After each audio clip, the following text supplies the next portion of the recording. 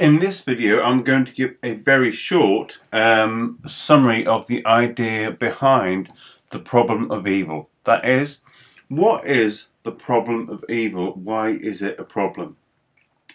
This is normally presented as being a triad, i.e. three of them, of incompatible statements, i.e. not all three can be true.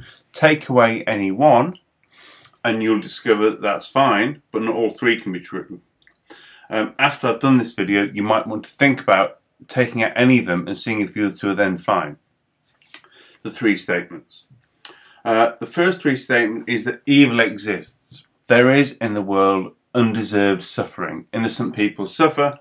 There is moral and natural evil that I've talked about elsewhere. So statement one, evil exists, or there is suffering of some sort.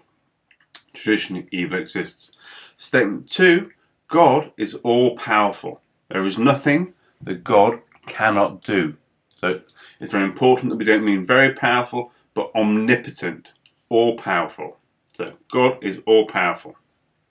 God could stop suffering, for example. So statement one, evil exists. Statement two, God is omnipotent, all-powerful. Statement three, God is omnibenevolent. Big word. Means all-living, has care for us, has concern for us. That is to say, God, like someone who loves us, doesn't want us to needlessly suffer. So when we're in suffering, you would hope that someone who cares about us would do something to alleviate it, prevent it, stop it, bring it to an end.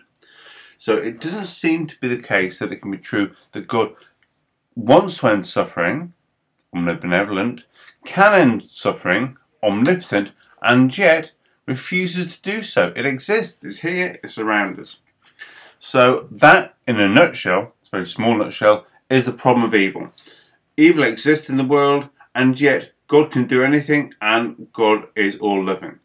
As I said, think about it, and maybe if you take one of the three away, there isn't a problem. But can they all three be true at once?